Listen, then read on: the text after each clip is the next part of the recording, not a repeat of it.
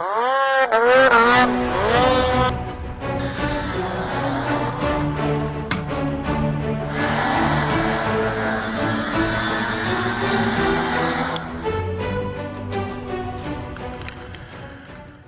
this video, we're going to be pulling the factory 5-speed out of this 2002 Dodge Cummins 24 valve and putting in a Fuller FS6406 6-speed, a lot heavier duty. I already pulled all the factory stuff out. I don't have any video of that. Alright, right here we have everything we're going to use to do the swap. We've got the Fuller 6406 flywheel housing. We've got a slip shaft. It's going to go from the 1710 down to a 1480. Divorce 205. The 1480 flange, and then 1550 U-joint. The 1480 flange will bolt, or the 1550 flange will bolt to the 1480 yoke. So then we get a 1550 in there, and this will be the regular output for the Dodge's front drive shaft. That's the same flange pattern. It's like a 1330 CV or something like that. We got a 1410 yoke for the back. All these flanges and yokes and everything, got all those from Northern Drivetrain. Do a really good job. They even custom made me a 10 spline one for when I put the 10 speed in my truck, because my 205 was a 10 spline instead of a 32 spline like this one. You can see the size difference in the flywheels. And then MT28 starter. Did some trimming and grinding for clearance, as the owner of this truck does not want it to be lifted any higher, as it's already pretty high. And I had to do a 2-inch body lift on mine to get the 10 speed and clear all this. This 02 seems to have a little bit more firewall clearance in this area than my 97 did, because I put the same flywheel housing in mine, yet it fit. Well, I wouldn't have been able to have enough clearance with trimming like this. I couldn't even get my housing in until I started doing the body lift, where this one, before I did any trimming, it would go in. It was just pushing up against the insulation, and the ears that used to be here were hitting exhaust and frame and stuff, so it just cut the ears off and then just slope this out. I'm not worried about that one bolt hole there. It's got a bunch of them, plus the way these are set up in medium duty trucks is that rear engine mounts actually go on one of these ears. I cut, well, these 2 ears here. They bolt to that, and then they bolt to the frame, and then they have a single engine mount in the front. And then the transmission just bolts up to this and hangs off of it. Whereas the way it's going to be set up in here, it's going to be more like a traditional automotive one, where it's going to bolt to here, where we're going to have a transmission mount back here on the cross member. Just kind of how the factory setup was. For anybody who's never seen it, this is what the back of a 5.9 Cummins block looks like, with all the flywheel housings and everything you remove. And because of their industrial use and everything, the flywheel housings all depend on what they're going in. I mean, the Dodge had a specific one to the Dodge patterns. Most industrial stuff all goes to an SAE style pattern, which is what we're going to be putting in here.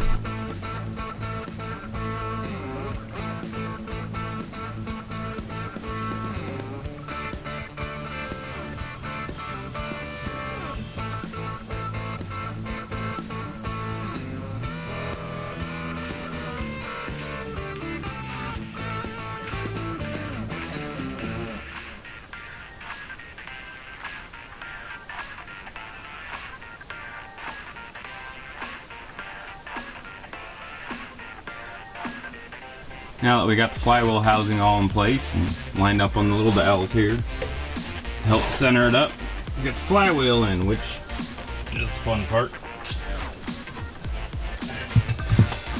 A little heavy, awkward, and it's a tight fit.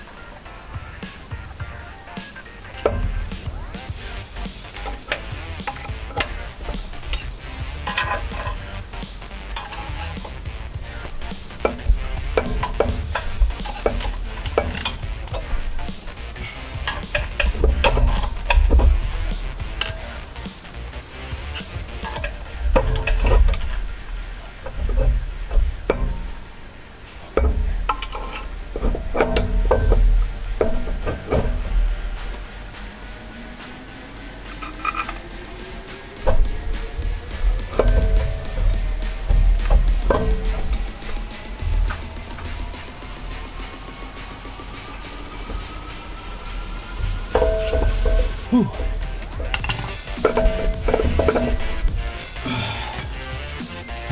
I'll go ahead and put Loctite on these. The bolts that hold the flywheel housing on, and these bolts are the same ones that were in it before with the factory clutch.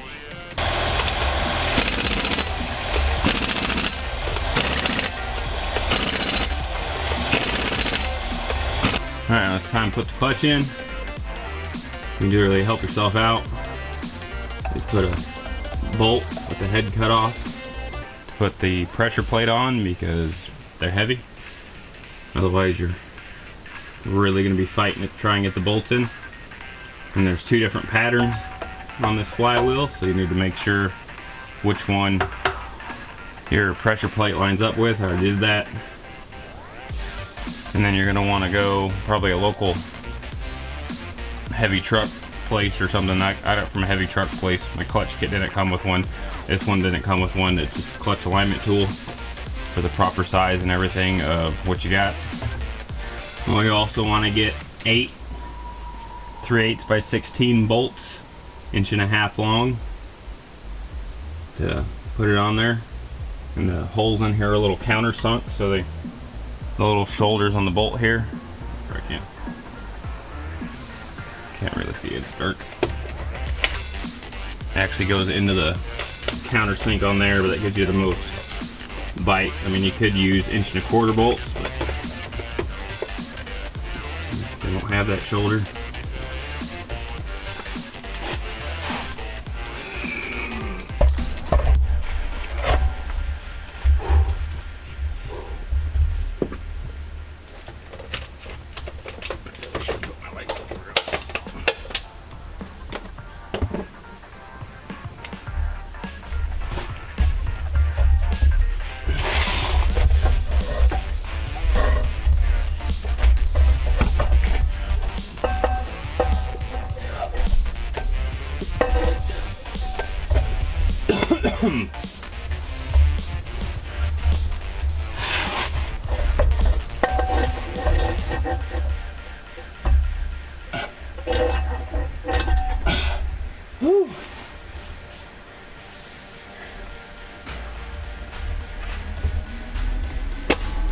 There we go. Woo!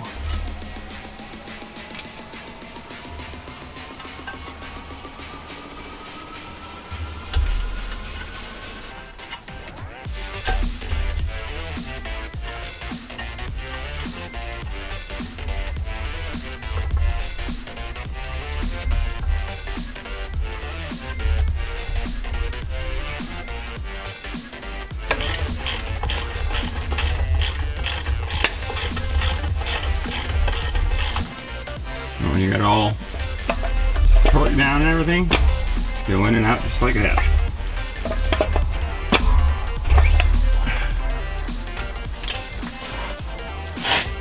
I guess this is a pull type clutch release, so instead of pushing in like all automotive ones that I know of, it actually has 2 fingers that are in the bell housing that grab here and pull it out to release the clutch. The fingers grab on these right here and pull it back. So we're going to take the old slave cylinder out of it there, right there, and build a bracket to where it'll bolt to the side of the transmission and bell housing and push on the lever arm on the outside. And it'll work just fine. Now the fun part, getting that big heavy transmission in here. Alright, it's all bolted in. Didn't do any video of that because, well, it's big, it's heavy, it's, you won't be able to see anything anyway. It doesn't mean wrestling with the transmission. So all bolted. It's just kind of sitting on the cross member now. I need to check my angle gauge there. Well, I did check it, it's at 3 degrees, and I can't remember, I think it was 1 before, so I may need to adjust that slightly, but if it needs to come down, I'm gonna have to cut out the cross member and make it kind of work around the transmission so it comes down, because it's kind of sitting on that deeper part there, so might be able to just cut the cross member out around that and then reshape it and mount it off that lower part, or it might be good. I gotta find where I wrote down my angle at, compare it. There's the inside. Since the owner didn't want to do the body lift because he's already got quite a bit of lift on this truck, like I did a body lift on mine and didn't have to cut the floor out. I had to make one little bump for the air solenoid on the 10-speed on the other side, but this actually seems like it's a taller transmission as that one as well.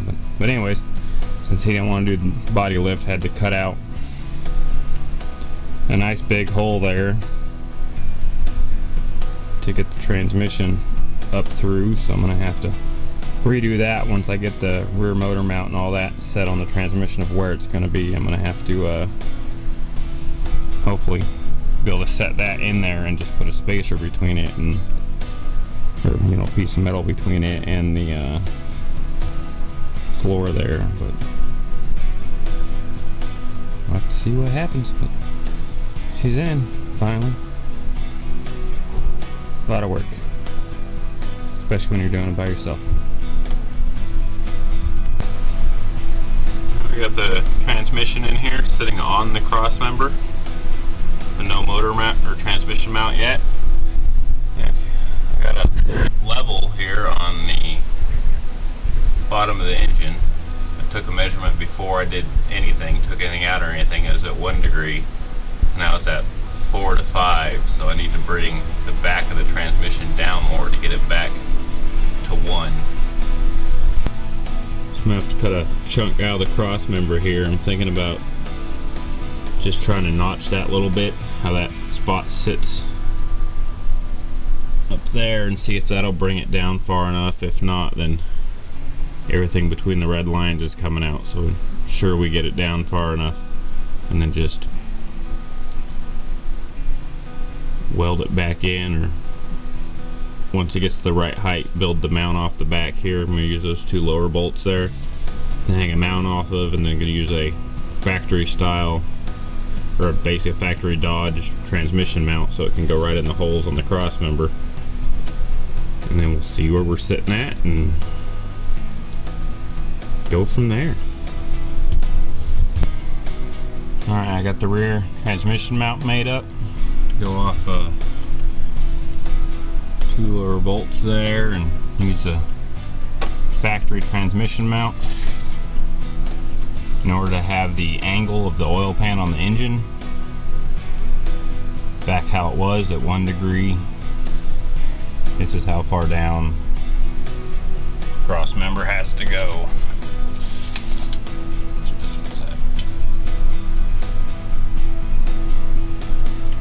About 2.5 inches.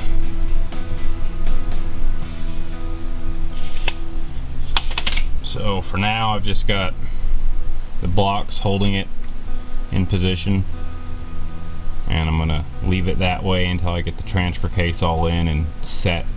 So I gotta go off this yoke into the transfer case, set the angles on the U-joints and everything, and get it all mounted up. And then if it comes out like the other truck I did this with the 10-speed on, I'm gonna have to redo this section of the transmission cross member as well, to put a loop up in it so that the drive shaft can go through without hitting it. But looks like that's most likely gonna have to happen, so I don't want to get started doing something now and then have to cut it all out and come back. I'd rather do it all once, so it's just gonna rest there on the blocks till then. We'll keep it up on recording and the process as I intended to, but here's where we're at now. So got the main part of the tunnel with the holes kind of tacked in on the bottom there, just kind of little filler panel. May end up changing that one up, but here's working on the back to taper down. The overall tunnel is probably about 2 inches higher to give enough clearance around the transmission. If it was sitting directly on the transmission, it'd be about 1 inch higher. So that's where we're sitting out with that right now. Got the clutch linkage all set up there with the slave cylinder and fabricated bracket coming off that front bolt up there.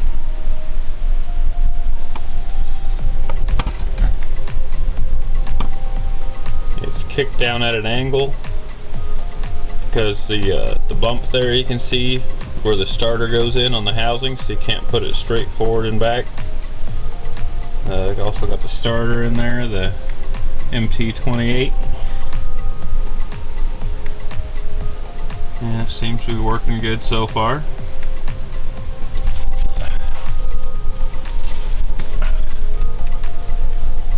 Got the transmission cross member all modified with the hoop on this side for the front drive shaft and the drop on that side. So the transmission sitting at the right height with the angle on the engine there, little gauge. Got the transfer case mount in, the cross member in.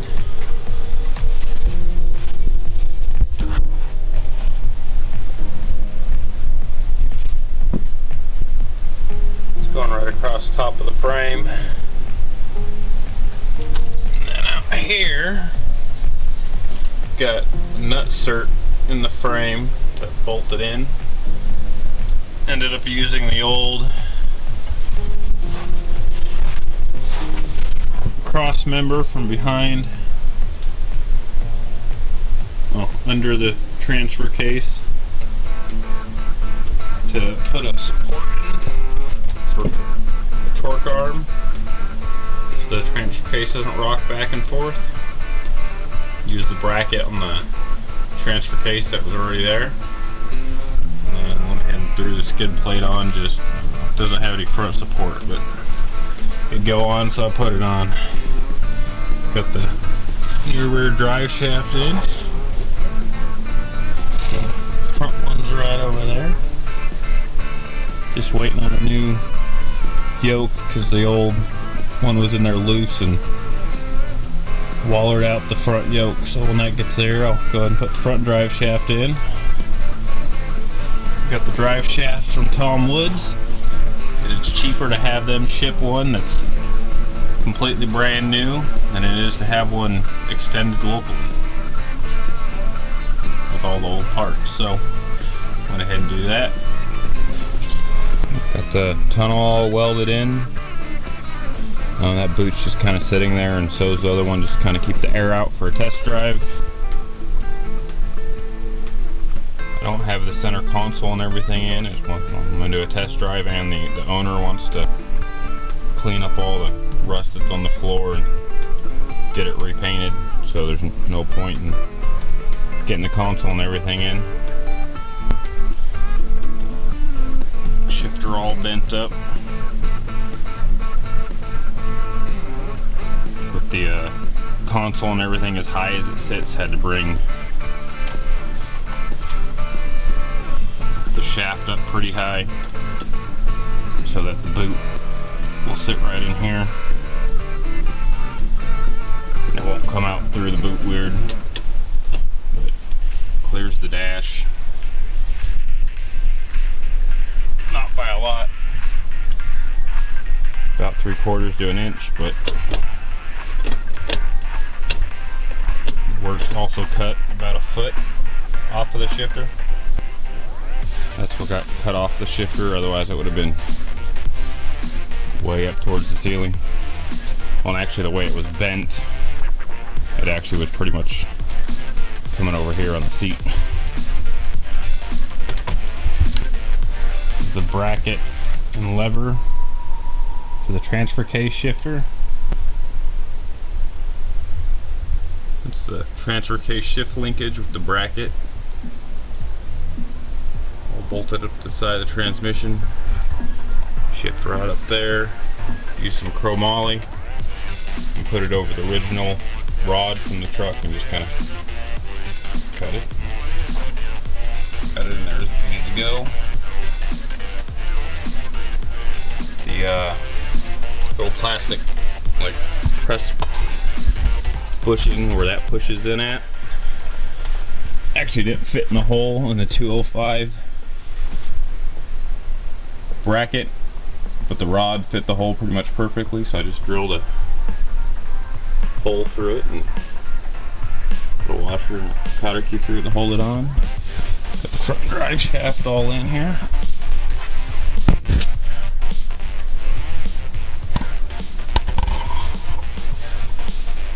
Through the bracket, plenty of travel, should have plenty of side room for when the axle shifts side to side since it's a 4-link hand hard. We got a new yoke on the front. The old one from straps getting loose had worn the ears down, so it just flops side to side in there.